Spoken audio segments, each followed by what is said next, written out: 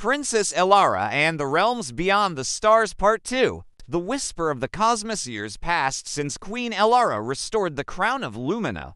Her kingdom flourished, the skies glittered brighter than ever, and peace reigned across the lands.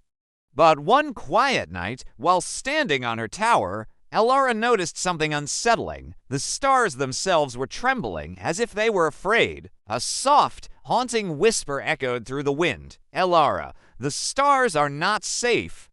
The void awakens, confused and troubled. Elara returned to her chambers, only to find the ancient book of the Star Guardians glowing again. A new message had appeared. Beyond the known constellations lies the realm of the void, where forgotten shadows stir.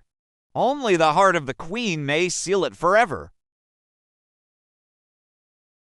A gathering of allies realizing this was no ordinary warning, Elara summoned her closest friends. Lyric, now human, served as a prince and advisor by her side, while Kellen remained captain of her royal guard. Elara said, "My friends, the crown of Lumina shines, but the universe shakes. I must journey beyond the stars to protect all realms. Will you come with me?" Without hesitation, both agreed. Together, they rebuilt the starship of Celestia vessel gifted by the Starburn, capable of flying beyond the galaxy. The journey beyond the constellations, the starship soared past the Veil of Dawn and into uncharted realms. They passed the Nebula of Dreams, where visions tried to tempt them to stay forever. Elara saw her mother smiling, but she whispered, "Duty first, my daughter." Elara resisted and pressed forward. They then crossed the sea of broken comets, where glowing shards of rock spun wildly. Kellen's steady hands steered the vessel, while Lyric guided them with ancient star charts. Finally, they reached the edge of the known universe, where darkness spread like an endless ocean. The realm of the void. The realm of the void was unlike anything they had seen. There were no stars, no light, only black skies filled with shifting shadows. From the depths rose creatures called the Hollow Ones, made of emptiness, with glowing red eyes. Their leader, a colossal figure named Nixer, emerged. His voice rumbled like thunder. "Foolish queen, you brought light into places it should never touch. Now you will watch it die." The trials of the void. To reach Nixer's throne, they had to pass 3 trials. The trial of fear, each of them faced illusions of their deepest nightmares. Elara saw her kingdom burning. Kellen saw himself alone and forgotten. Lyric saw himself cursed again into a fox, but together they held hands and shattered the illusions. The trial of silence. In a place without sound, they had to communicate only through trust. Guided by heart and intuition, Elara led them through the labyrinth of shadows. The trial of sacrifice. A great gate demanded a price. One of them must remain behind forever. Kellen stepped forward without hesitation, but Elara refused. She placed her crown on the gate, declaring, "My people are my crown. Take my title, but let me save them." The gate opened, and her crown dissolved into light.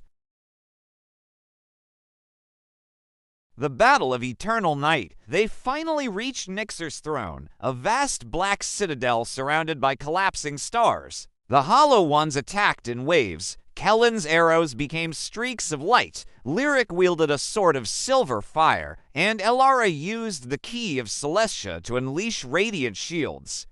But Nixer was immense, a shadow with wings stretching across the sky.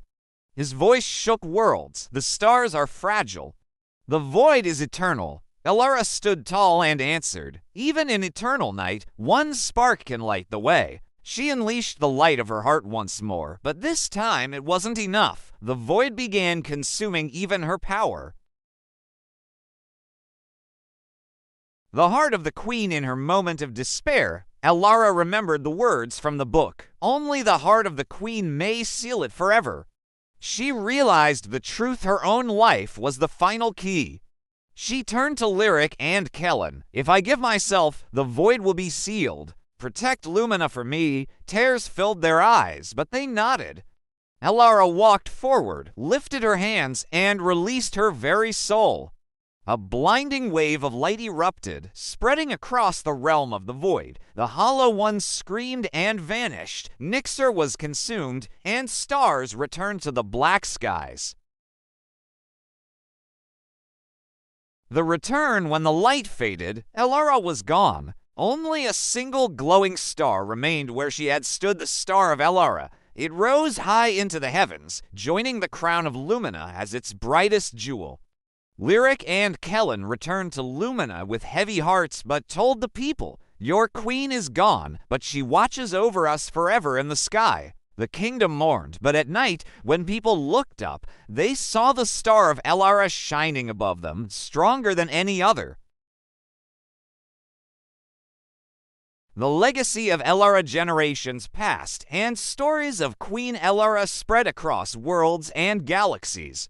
She became known as the Star-Hearted Queen, the one who gave herself so that countless stars could live. Children were told, "When you are afraid of the dark, look for Elara's star.